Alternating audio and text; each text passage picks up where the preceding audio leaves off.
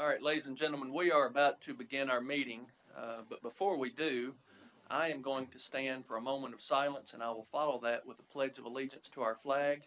If any of you are interested in joining me, you're certainly welcome to do so.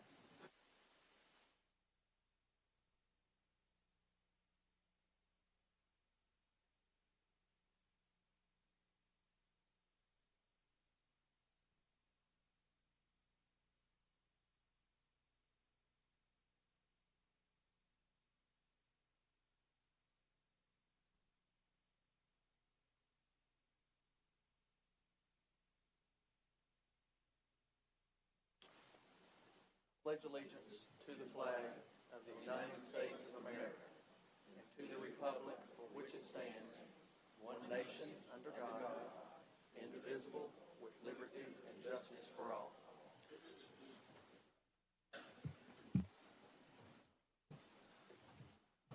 All right, we will go ahead and call to order the October 18th Sumner County School Board meeting. Mr. Johnson, do you have the roll? For the record, we'll show all board members present. Next item on our agenda is adoption of consent agenda. Is there a motion? Motion to approve. Motion by Ms. Cox. Is there a second? Second by Mr. Brewer. Ms. Silkwood.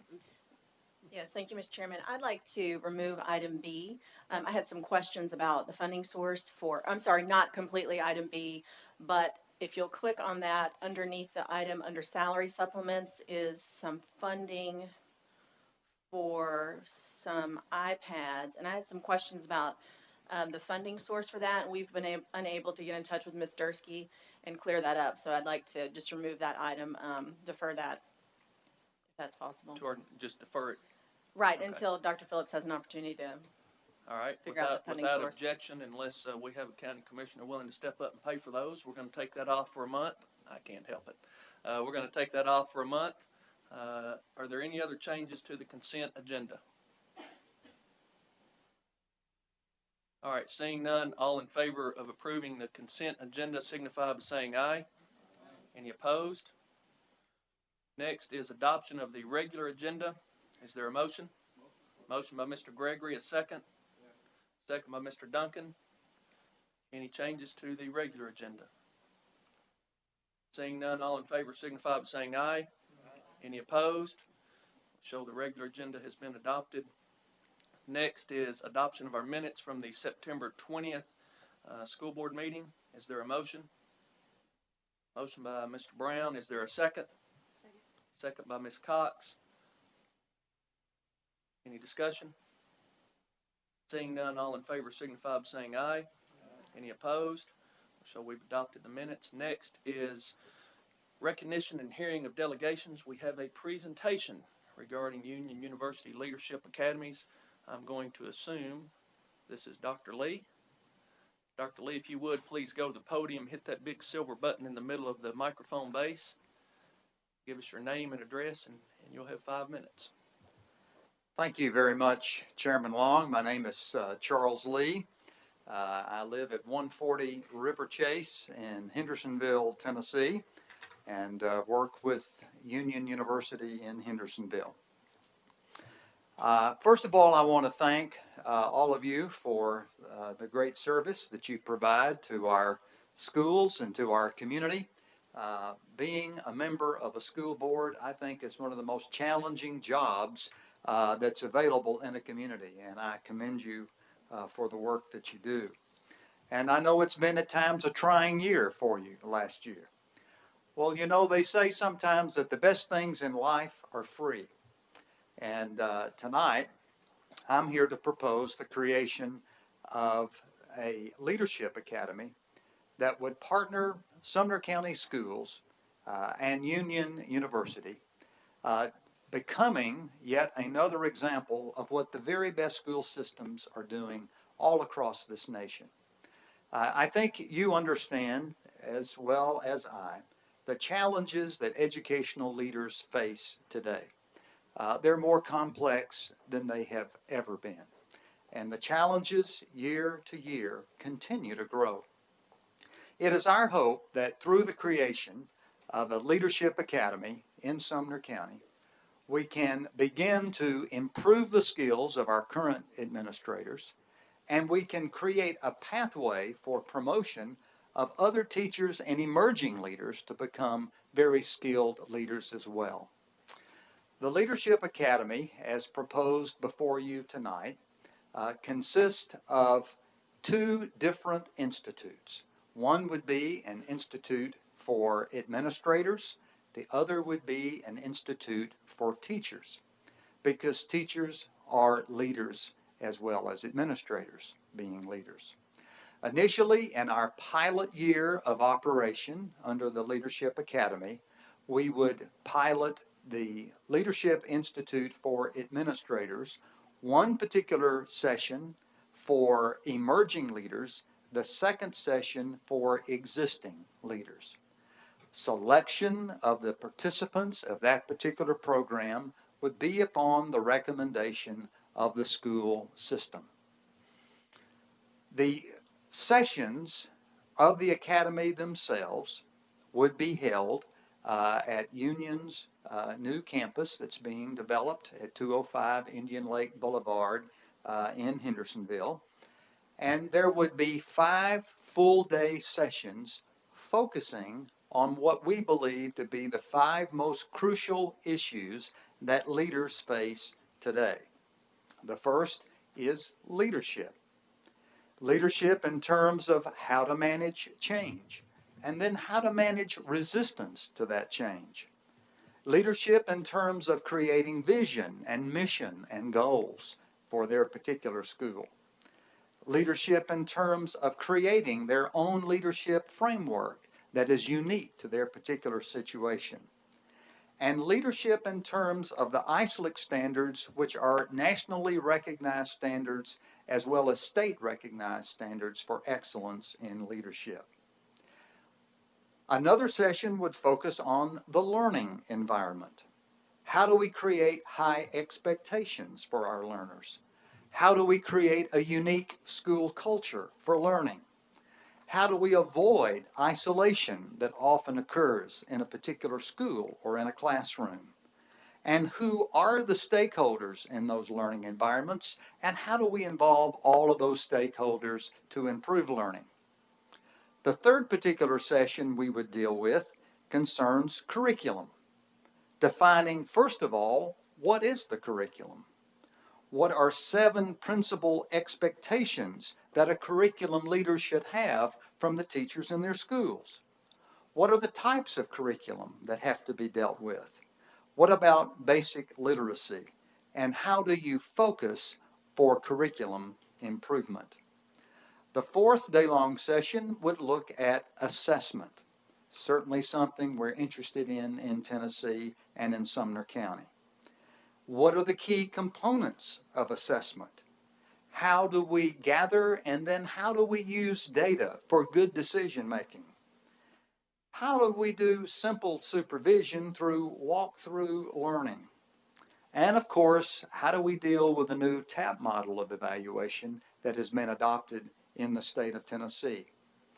The final day of the Institute would be focusing on instruction. What's the best lesson design for the grade that you're teaching? How do we to create professional development opportunities within our schools to address particular issues that we have in our schools? How should lessons flow from one to another and connect between grades? And then, of course, how do we develop proper rigor, relevance, and relationships in terms of our instructional program? We believe that through this particular program, addressing these 5 issues through what we call a problem-based learning model, that we will create a very unique leadership, as I said, joining the very best school systems in our state. Right now, leadership academies exist in selected counties in East Tennessee that have been organized by the University of Tennessee, Knoxville. Metro Nashville works with Vanderbilt in a leadership academy, and Sumner County would be joining those select and elect school systems that have their own leadership academy. Our concept behind the academy has been discussed fully with members of the Sumner County School leadership. In fact, we began discussions of the academy while Mr. Bills was the director of schools and have continued them enthusiastically with Dr. Phillips and Dr. Ungreat. We believe that through the creation of this academy, we will create the very best leaders and therefore have the very best schools anywhere in the state and among the best in the southeastern United States. The very best part of this program is if a participant continues through the program, through the 5 sessions, if that individual wants to go ahead and pursue an advanced degree, Union will award 3 hours of graduate level credit equivalent to $1,500 for them as a graduate of the Leadership Institute. Individuals will have no expenses to participate, and there will be no expense to the school system as well. It is our intention to fund it through the university will fund approximately half of the cost. The other half of the cost, should you adopt it, it will be our challenge to go out and to raise the remainder of the funds for this. We believe the cost of this program will be approximately $70,000, and that is just the direct cost for the Institute. Absolutely no cost for the things that Union provides or our faculty participation in the program. We're excited about this opportunity to partner with Sumner County Schools and the opportunity to create a very unique professional development pathway for the employees of this system. So, Dr. Phillips, Chairman Long, that is our proposal. Dr. Lee, thank you. Dr. Phillips, do you have anything? I do. I want to thank Dr. Lee for being here. I know he and I, as well as Dr. Ungreat, have worked on this project since almost pretty close to day one of my arrival in town. Actually, the first time I saw Dr. Phillips, I said, "Do I have a deal for you?" You know. And so we wanted to have Dr. Lee here this evening because we are getting, I think, kind of down into the final stages, and we're really not here for approval. This is an internal mechanism that we'll do just like we do PD across our system. But we kind of wanted people to understand where we were headed. These are the types of things that we all talked about when I interviewed in April. This builds capacity within your staff. I know that in the midst of all the other things we've dealt with since June, we actually have had other things that we've worked on that are educational based. In building capacity within our own staff, having an opportunity to partner with a higher ed provider here in our local community. Those are win-win opportunities that we need to take advantage of this and also build to try to find other ways to do this throughout our system in the community. So I was just really excited about it. I thought you all would be excited about it, and it's really a positive thing. And I thank Dr. Lee for coming and look forward to this being a huge success and many others with Union. Thank you, Dr. Lee. Unless any board members have any questions. Ms. Cox? I just had one question. First of all, I want to thank Dr. Lee and the university. We're just thrilled about the partnership that we've been able to enjoy with University, and I know that this will be a great asset to our school system. How many will we be able to enroll in the pilot program? That was my first question. It's a great question. We have 2,100 teachers, so 2,000 maybe. I wish we could do that. We're looking at a group no larger than 20 emerging leaders, 20 existing leaders. So it would be a total of 40. All right. Any other board members? Seeing none. Dr. Lee, thank you. Great presentation. And I, too, reflect Ms. Cox's comments. Thank you. All right. Next item on our agenda is unfinished business. Item A, discussion and/or action regarding election commission request for March the 6th. And Mr. Johnson or Dr. Phillips, do you want to explain this to us? I'll try to address this. Ms. Brown is out this evening. She was ill today, and so we all hope that she gets to feeling better. So I'm going to attempt to explain to you what we are trying to do. And I know under the message on your board docs, you have it, but we have a request from the Election Commission to change a school day. And so we are recommending that February the 7th become a regular instructional day. Currently, it is a stockpile day, number one, and is to be used for parent conferences. I am recommending that Tuesday, March the 6th, which is actually Election Day, become stockpile day one and be used for parent conferences on the campuses. March 7th and March 8th will be regular instructional days, and that gives a little bit cleaner ending to the 9-week grading period. Spring break begins on March the 9th. The spring break week is a little difficult because of the way the election falls. So we go to school, we don't go to school, we come back to school, then we don't go to school. So it's really impossible to work it where it's absolutely perfect. But I think, from my understanding, we have worked with the Election Commission in the past. I think it's a good thing. I've said this in previous districts. I do believe it's a good thing that our schools are used as polling places. There are a lot of advantages to that. Obviously, trying to have school at the same time, there are some distinct disadvantages to that. We do believe we'll be able to make that adjustment as we've recommended. And if parents are having parent conference and they're bringing their child or they're coming to school, quite possibly that might, I don't know, it might increase the participation in voting that day too. I don't know. But either way, we'd like for you to approve it. We've looked at it several different ways. And to work with the Election Commission, we believe this is the best way. All right, thank you, Dr. Phillips. Motion by Mr. Wise, thank you. Second by Ms. Cox. Any discussion? Seeing none, all in favor signify by saying aye. Aye. Any opposed? We show that passes. Next item on our agenda is item B under unfinished business, discussion and/or action regarding employee retirement. I know that we had a brief conversation, no action, I think at the past meeting about the retiree situation for this year. And I think all collectively knew that we were going to offer the same retirement benefits for retirees that retire prior to June 30 of 2012, this school year. We're going to offer them the same thing that we had offered the previous 2 years.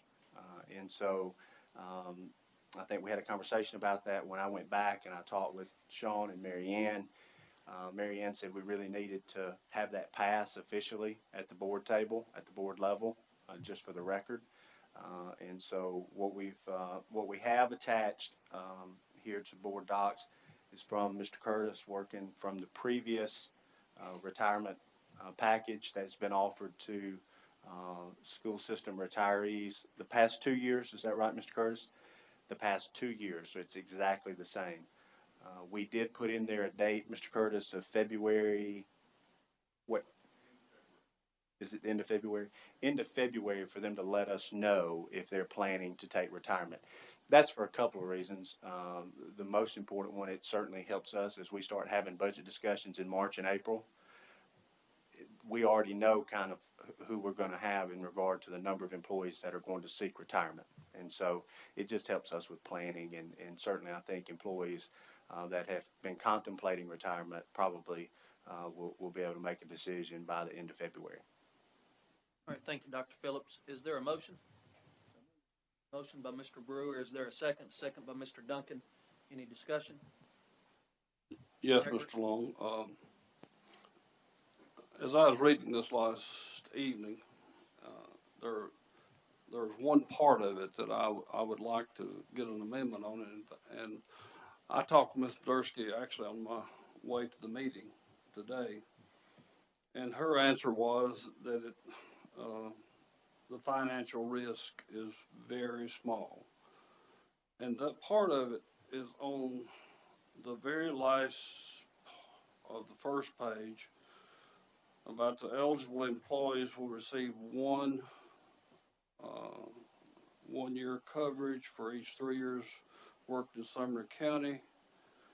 and maximum of 10 years, eligible Medicare, which ones comes first.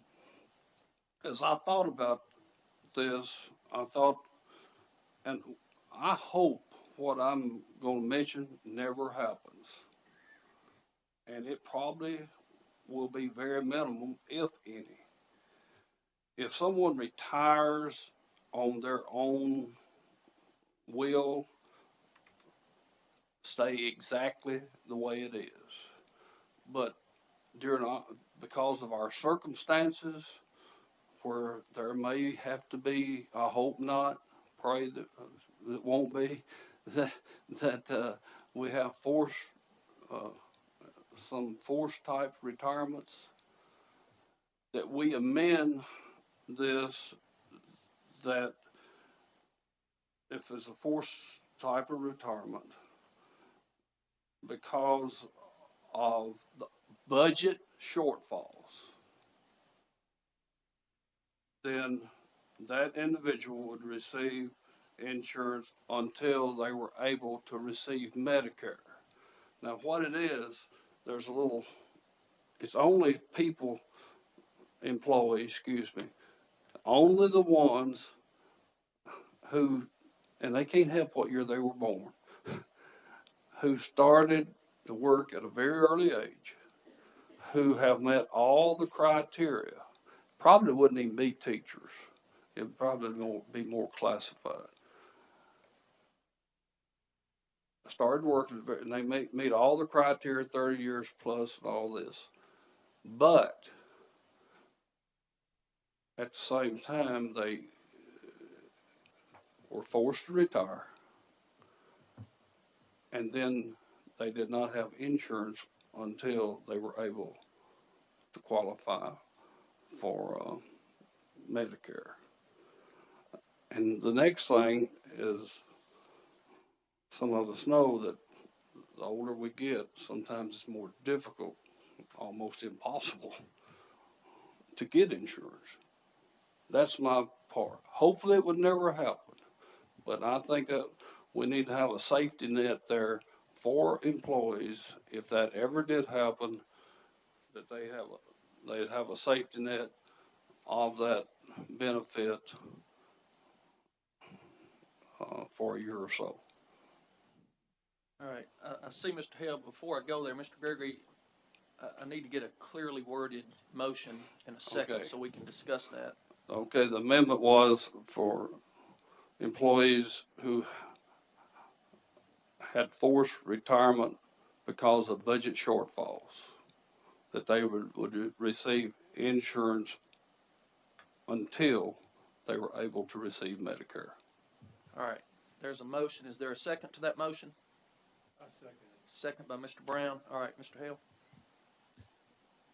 Couple of questions, if I could, Mr. Chairman. Dr. Phillips,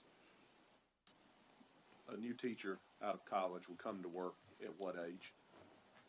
Typically, 22, probably. if they work 30 years, which is 52. long service, they're 52. And if we have 10 years, and I'm sure there's been some thought put in this, and that's what I'm trying to get at is what I thought. They're eligible for insurance for 10 years. That puts them at age 62. Medicare doesn't kick in to age 65. Is there, and I know this is the same thing we've had in the past, so I'm not trying to put you on the spot, but I'm trying to get to some reasoning behind why that wouldn't be 13-year maximum, because that would tell me that somebody could come to work right out of college, they could work their 30 years, and they would receive insurance, whatever. I mean, if we're paying 50%, 40%, or whatever, I think it's going along the same lines Mr. Gregory was. Why would we stop insurance 3 years before they're eligible for Medicare? Because they probably, unless they're working somewhere, they're probably not going to have insurance for those 3 years. Well, Dr. Phillips, before you respond to that, we also have non-certified employees who could start to work here at age 18 when they graduate, work 30 years, be 48, and now you're looking at, 17 years. So, Dr. Phillips? Yeah, I think that was my first comment would be, I think, like Mr. Gregory mentioned, the 10-year cap for individuals that possibly were classified and started at 18 or 19 or whatever, you have a longer window to pay at the end. I really can't answer for why the 10 years is in there. And I won't try to defend that it makes sense. We were just using exactly what we had had the previous 2 years, and certainly would be, it's obviously a board decision to amend it or to change it, and we'll be happy to do so. You know, I think that there probably is a gap there between the 30-year employee and their 10 years of coverage and then the eligibility for Medicare. So, you know, in most instances, it probably is 3 years, 4 years. Some, it could be up to 7 additional beyond what we're doing now. All right, I'll come back to that, Dr. Mr. Chairman. Helms? And, I like it. Just Dr. keep Phillips, going. Mr. Hale. And I'm okay with this. I mean, I know you need to get something passed, and I'm fine with that, but I would like to bring this up at a study session, because I'd like to see if we could put some thought into, let's say it's revenue neutral or expense neutral. Would our employees be better served by saying it's 65%, but we're gonna cover it for 13 years, than 70% for 10 years? I think it's just a discussion maybe we ought to have at some point in the future. I'm okay with approving this tonight, but I'd like to get on study session, because I think it probably does need to put some thought into it. I know this is what we've had. I'm perfectly comfortable passing it like it is tonight, but if we do, I'd like to address it and take a look at that, because I go along with Mr. Gregory. I see where he's going with that. Somebody's in forced retirement, you don't want to leave them out for a year. But I mean, if you take, and I don't know how typical this is, but you know, if and when, you know, primary mission is education. If we take a teacher at 22, they work 30 years, they put in their 30 years, they retire at 52. We don't want to leave them at 62 with no insurance. And so I think that's a discussion maybe somebody ought to have. I'm not smart enough to know what the answer is, just dumb enough to ask the question. All right, Mr. Brown? Mr. Chairman, I have a question about that too as we talk. And I did second this motion, but we have a little thing to deal with here, I think, like the federal government. Who in this world knows what the year will be in 30 years that federal government insurance programs may take effect? They may raise the thing to 75 years by then.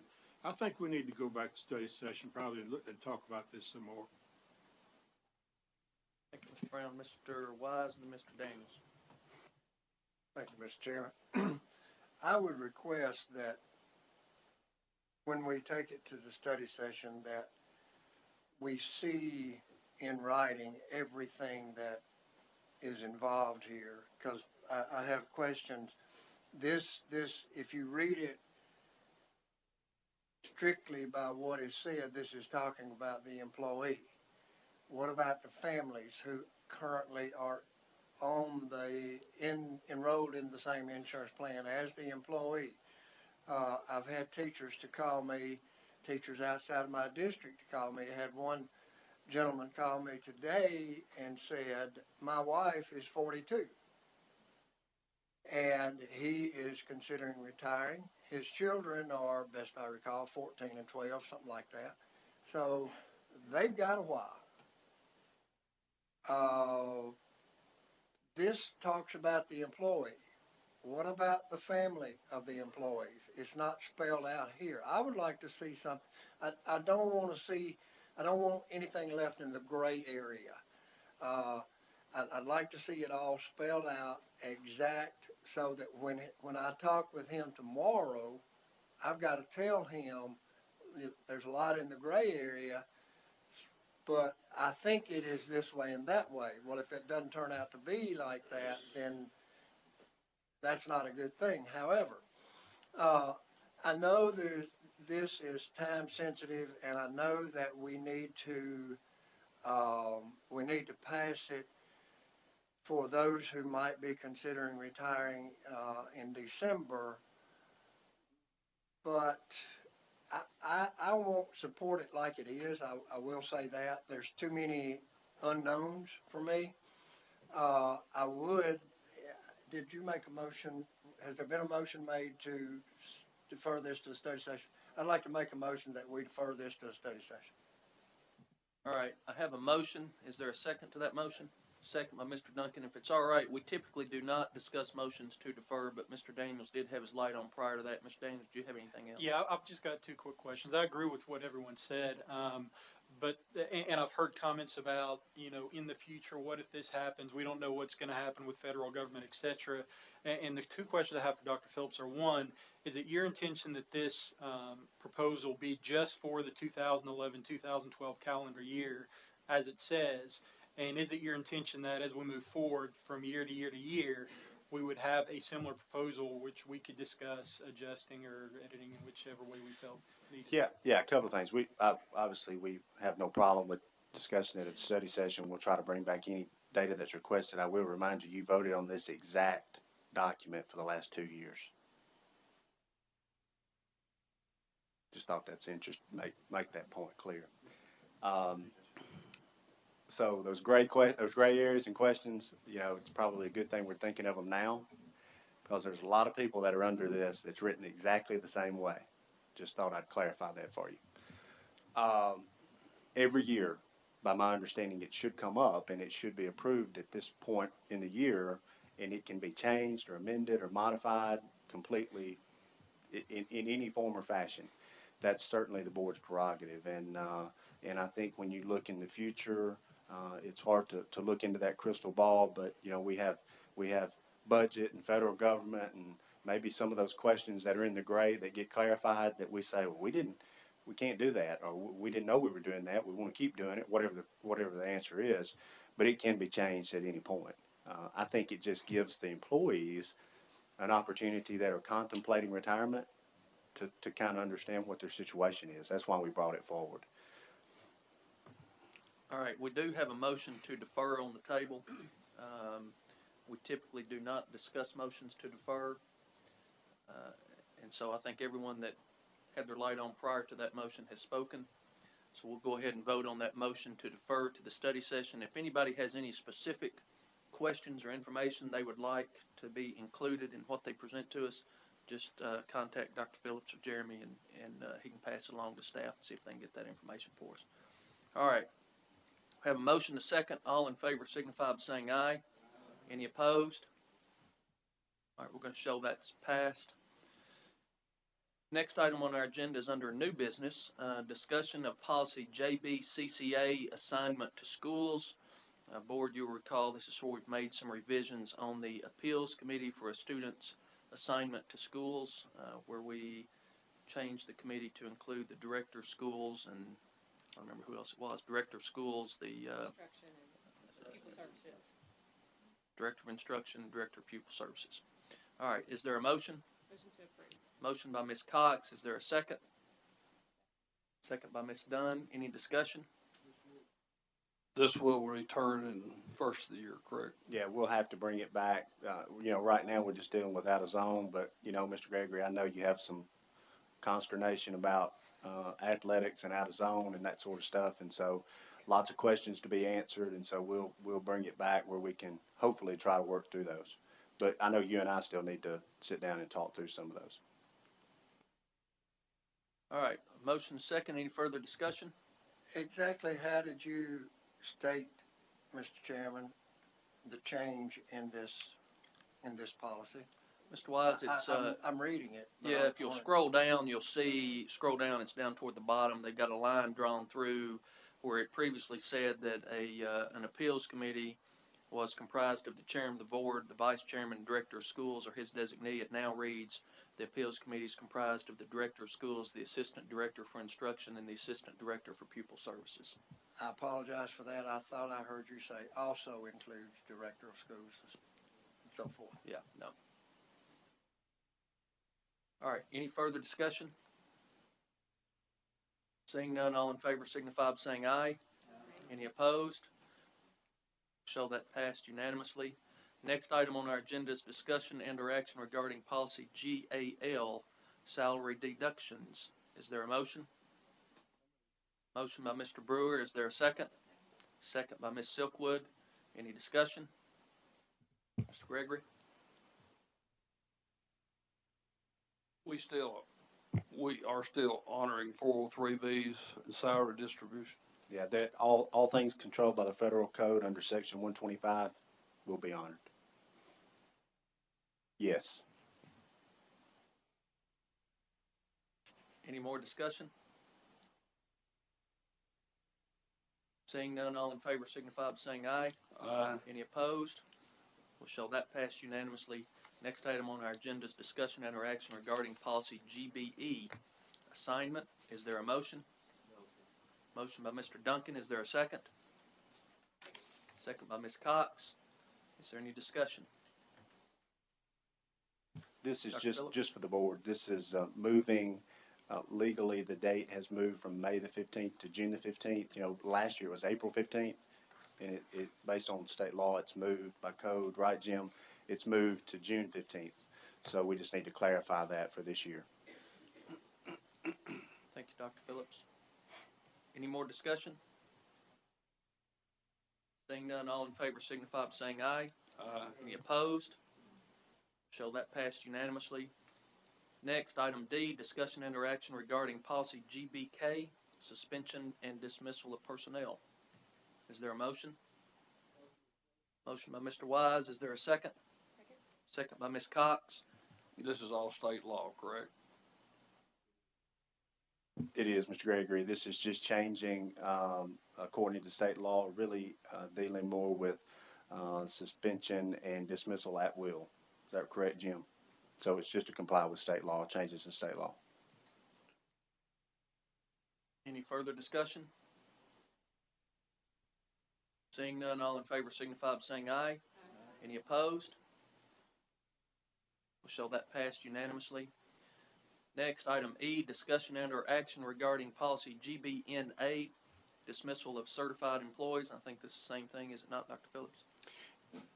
It is. It's just a change of legal language within Tennessee code, and Mr. Fuqua has just replaced it with the current code sections. Motion by Ms. Cox, second by Mr. Wise. Any discussion? Seeing none, all in favor signify by saying aye. Any opposed? We'll show that passed unanimously.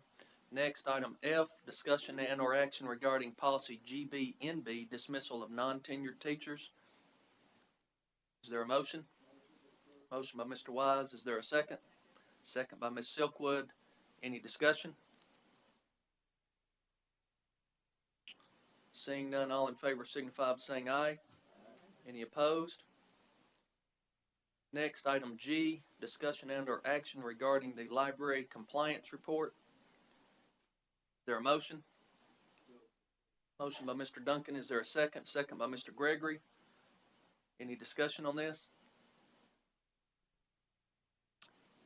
Dr. Phillips? I was just going to say, this is a yearly report. I'm sure you've seen it before. And we have the schools that are listed that are not in compliance based on the 12 books. And so it's just standard procedure for us to file this each year. All right, thank you, Dr. Phillips. Mr. Gregory? Two of these schools are new. This is their third year, and I know both schools have done about all they can possibly do on their own through fundraisers and et cetera to build the library, and we have added a little bit. Right. Compared, and it does bother me when I walk in some of these buildings, and we have very nice media centers with nothing on the shelf. And Mr. Gregory makes a great point, Chairman Long, and you'll see that they are new schools, and even Station Camp Elementary, which Ms. Silkwood asked a question about prior to the board meeting, you know, they're right on that borderline of having compliance with the 12 per student. But we grow so much every year. If we don't buy more books each year in that scenario, then we could fall out of compliance. I think one thing that we do need to be aware of, and I know this is something that we'll probably all agree to very easily, if we're going to open a new campus, a completely new campus, we need to make sure that we allocate enough funding to open a library where they don't have to necessarily fundraise for children to have books to read. So, Thank you, Dr. not that that's, I'm not throwing anybody on the We've bus attempted that previously, novel but concept a time or two, we just hadn't been I real think that'd be successful good. at it. So I applaud, I know I've been to two of these schools to speak specifically about the number of books they buy each year to try to get up to that number, and how long it takes, Mr. Gregory, maybe 5 or 6 years after it opens for us to raise enough funds to be able to do that. So, I know as we work through internally this year, we'll certainly be looking at this, and if there's any ways internally within the budget to try to help to get within compliance, I think that'd be a priority. Dr. Phillips, you mentioned Station Camp Elementary. I assume you're referring to Station Camp High School on here, and that was just those extra 100+ students? Both, actually. Both? Yeah, Okay. Station Camp High, and then Station Camp Elementary is actually in compliance, but they're so close that if they grow by a few students, it could be out of compliance. So they're kind of right on the bubble. That's essentially what's happened with Station Camp High School this year. They had Yes, so many sir. new enrollees. Yes, sir. Where you that have came that, out of compliance. yes, sir. Where you have that growth pattern, it does make a difference.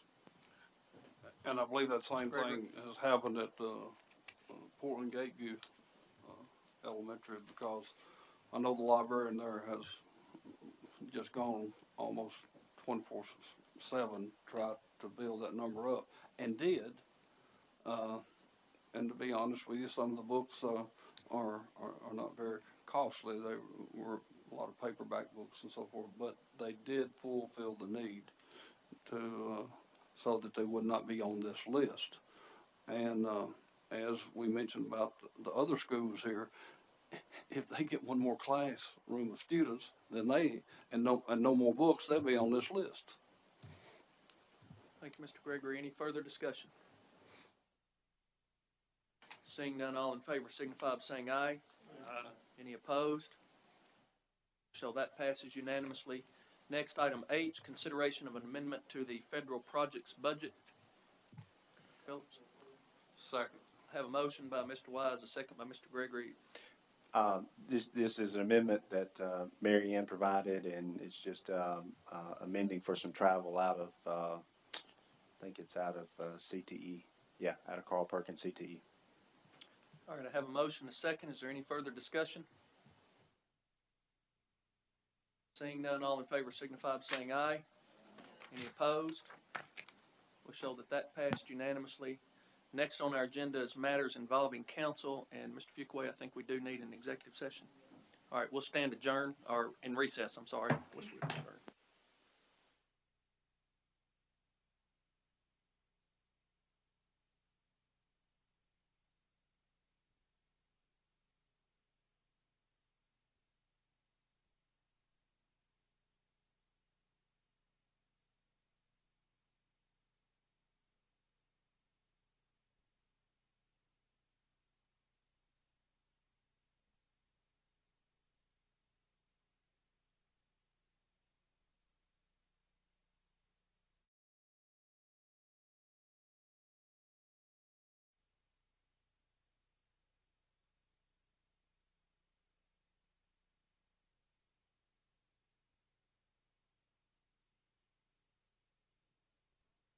All right, ladies and gentlemen, I'm going to go ahead and call the meeting back to order.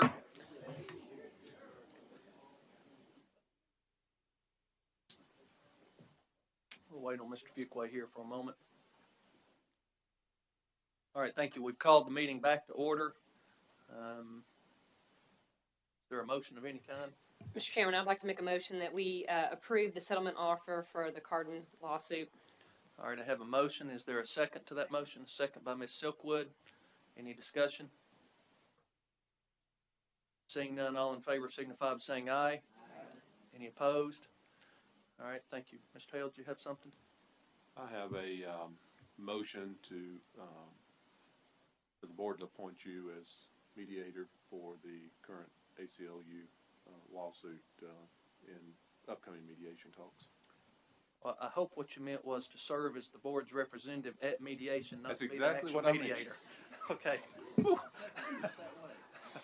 right. Well, let me rephrase that. Yeah, I think that is what I don't meant. wanna get- He said, I do said not the motion. want to be the mediator. All right, I have a motion, that I serve as the board's representative during mediation and a second. Any discussion? Seeing none, all in favor signify by saying aye. Any opposed? All right, next item on our agenda, comments from board members. Ms. Silkwood? Yes, thank you, Mr. Chairman. I would like to congratulate the Hendersonville High golf team on their state championship 2 years in a row. So congratulations to them. And I would also like to remind everyone here that Hendersonville High School also has a Fall into Art show and sale coming up on October 21st, I believe, through the 23rd. The event is free, but all proceeds from the sale of the art will go toward funding technology there at Hendersonville High. All right, thank you, Ms. Silkwood. Ms. Brewer, you have anything? Ms. Cox? I just have two things really quick.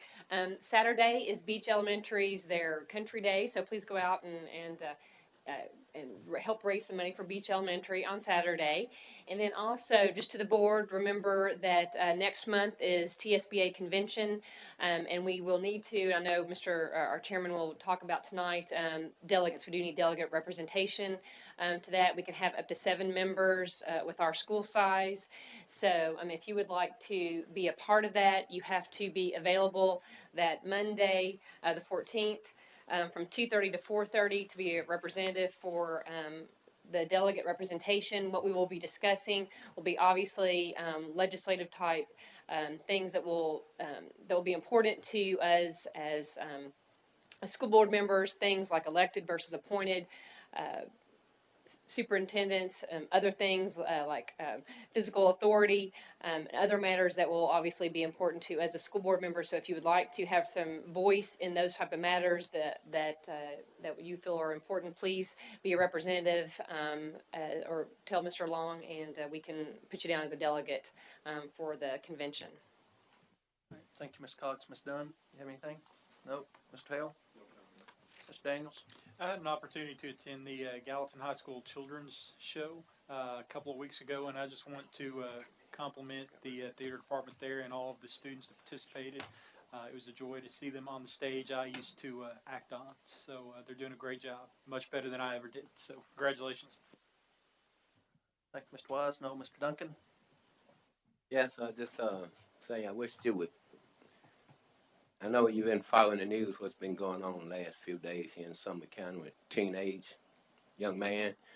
Not only that, but I guess all around the country, most of our violent crime now committed by young people, teenagers, and, just pray for those folks that something be done by our teenagers and the young people will turn around. Our generation is getting more violent, more violent, more violent, more violent. We're finding more violent in our schools and our homes and our communities. So I think that's one of the things we need to be concerned about. If we don't get a hold on it, then later on down the road, we're going to lose a whole generation of young people.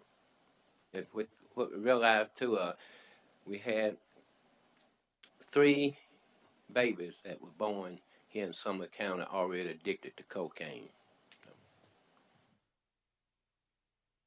Mr. Gregory? As Dr. Phillips said a few minutes ago, there are a lot of good things been going on in Sumner County.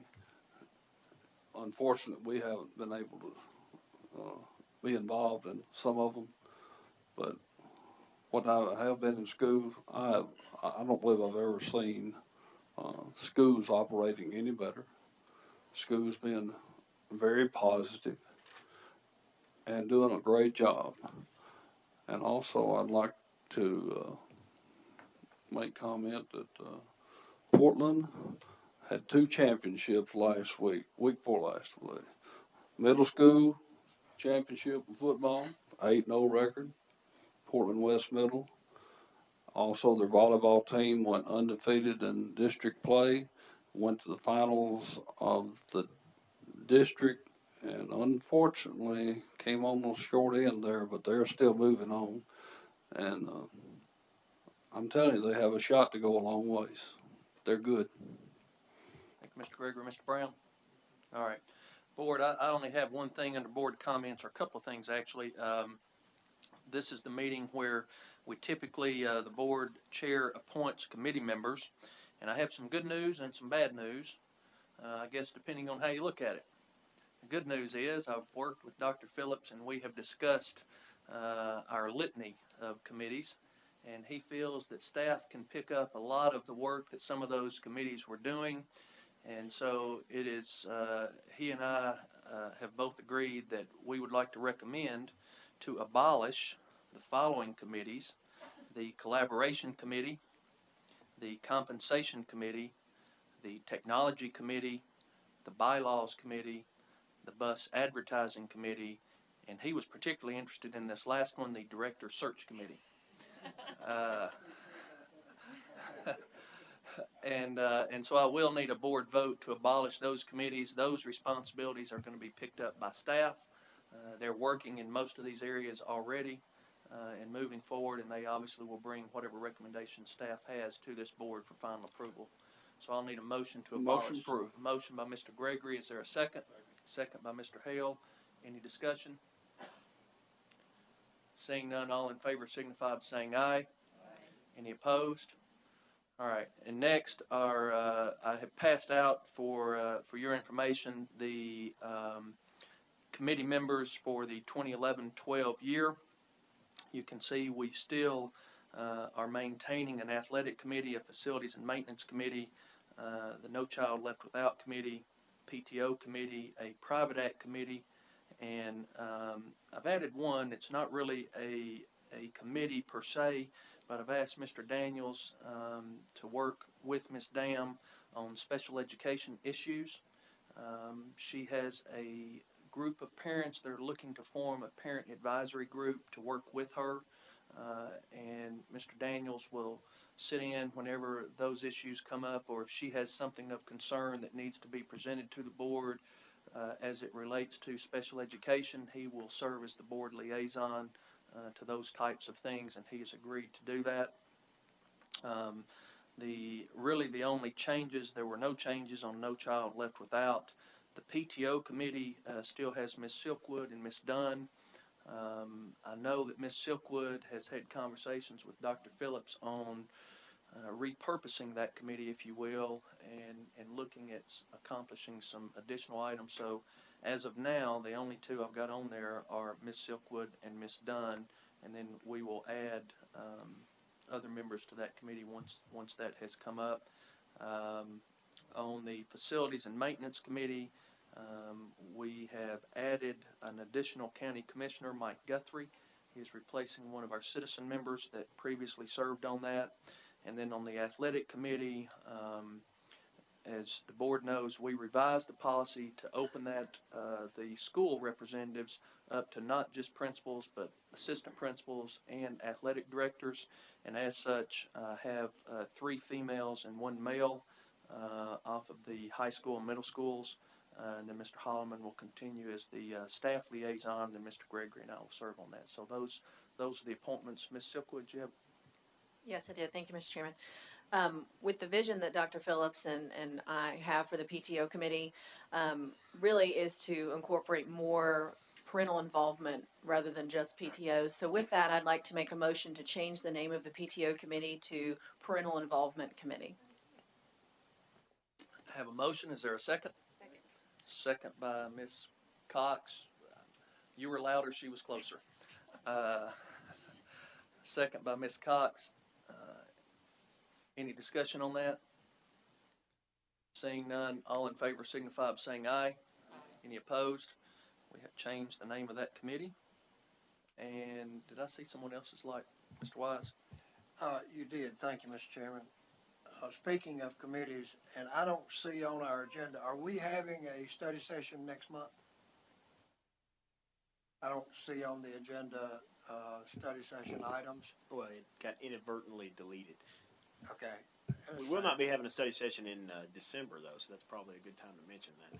Yeah, and that was part of what I was going to mention. But next month, during our regular voting session, speaking of the No Child Left Without committee, I don't know how many even board members know it, but we use the old gymnasium over here as a store, clothes and so forth. I'd like for the board and any visitors to tour that facility just prior or in the beginning of next month's regular session of our board. And Mr. Johnson, if you'll advise Mr. Hoy of that fact, I think he wants to do a little decorating and arranging and that sort of thing. But I felt like those comments needed to come in the discussion of committees, and that not because of me, but because of the others on the committee. That is really a wonderful, wonderful work that's being done, and it is much needed work. Thank you. Thank you, Mr. Wise. Anyone else? All right. I'll tell you what. Let's go ahead. Are there any other study session items that anyone had? We've got the retirement issue on there. Is there anything else anyone wishes to add at this time? If not, as always, you can send anything you would like included on that agenda to Mr. Johnson. All right, seeing no one else, last item on our agenda is comments from the director, Dr. Phillips. Thank you, Mr. Long. Just a couple of things to make sure the board is aware of. First, the bids were approved last evening at the County Commission for the Station Camp High School addition and the Rucker Stewart roofing project. So I know I spoke with Tim today and David Loing and David Brown with our architecture firm. So it will be moving along fairly quickly. I think the Station Camp High School contractors are wanting to get mobilized and start fairly soon. So I think they've been pretty expedient about getting their bonds and those types of things. So contracts will be signed soon. We will have some type of groundbreaking ceremony down at Station Camp for the addition. We'll let you know, obviously, when we're planning that. So hopefully most of you can attend if possible for that event. I do want to thank the commission. I went through education, the budget, and then the full commission, as I mentioned last evening, and they approved it unanimously all the way through. So I was thankful of that. And if you remember, the bids were much lower than what our original estimate happened to be, and so that was a good thing as well.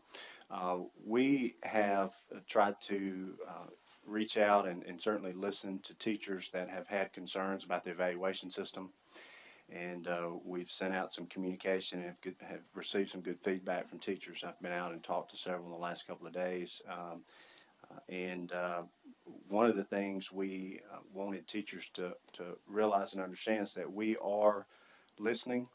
We are moving questions up the chain of command all the way to Commissioner Huffman. I've had a couple of conversations with him, and so I know that he gets to talk to a lot of directors across the state. We asked through Representative Maggart if we could have Commissioner Huffman here in our district to answer some questions possibly that teachers have in regard to the teacher evaluation system. And he has been kind enough to tell us that he will do that. I think this is the first one that he's done in this format across the state. So I think that's a good sign for us that we are communicating, and he's going to come here first, October the 25th. October 25th, which is next Tuesday at Station Camp High Auditorium. In our communication to staff, we asked teachers to reply with questions for Commissioner Huffman to sumneredquestions@gmail.com, and then we'll go through and sort those so we don't have redundant questions. He'll probably do some introductory remarks, and then he will go through questions and answer them for staff that are there. So we hope it's well attended by our internal staff, and certainly invite you to come down and either meet Commissioner Huffman or listen to him as he talks through the evaluation system. The 23rd, next week, is the 23rd Annual Drug Awareness Week. I think I got that correct. I think it's more commonly known as Red Ribbon. And so I'll be out judging schools. We have, I think, 20 schools participating in the Red Ribbon activities. And so I'll be out doing that next week. We had the Private Act meeting that I thought we had a great article written about. And I thought we had a very productive meeting. We have others already scheduled, and we're working through trying to formulate something that's beneficial for the school system and also county general, so we can all benefit from what's happening and the work happening with that committee. Listen and learn every Thursday. I go out and have internal staff first, and then community. Several board members have been to those already, and so it's been a great experience for me. And we are going to be at Station Camp Middle School Thursday, and so if you have a chance, come down. We've also had a number of parents and others that have responded online, and you can do that through our website and fill out the questions. We want to make sure parents are aware of that. Another thing that's on the horizon with Pat Connor, Tennessee was one of 11 states in the country that was awarded a federal safe and supportive schools grant called the S3 grant. We were one of 20 districts in Tennessee that applied for that, and we were selected. We're going to ask all 7 of our high schools to participate, and it deals with school climate and trying to attach school climate survey data, how students are telling us they feel while they're at school, and attach that anonymously to test scores and achievement. So I think it's a good thing. It's a really good thing. I think it shows that we are always looking for opportunities to verify that we have safe schools, that students enjoy being at school, but it also gives us an opportunity to make sure that we look at the data in case we do have problem areas, we can address those. So I think it's a great thing, and we're looking forward to implementing that. So just a few things that we're doing. Just wanted you to know. Thanks, Dr. Phillips. Board, we do have one more item of business we do need to take care of. We also need to elect our TLN representative for the Tennessee Legislative Network. That is something Ms. Cox has done for us for the last 2 or 3 years. But that is something that is voted on, not appointed, so I would need a motion. A motion by Mr. Wise. Is there a second? Second by Ms. Silkwood. Any further discussion? Seeing none, all in favor signify by saying aye. Any opposed? We'll show that passed unanimously. And then also, she mentioned delegates. We're entitled to 7. We're up to 7, and they would, you need to be at the convention on the 14th of November from 2:30 to 4:30 is when the delegate assembly is at the convention. So if you all want to check your calendars and they need to get, those packets will be going out very soon, like they really kind of need to know today. So, I mean, let us know ASAP on that. If you would, board members, if you would check your calendars for those dates. Mr. Johnson, if you will, send a reminder email out with the date and time. And board, if you would, as quickly as possible, respond back to him so we can get our list of our delegates back to TSBA. All right. That concludes everything on our agenda. So we stand adjourned.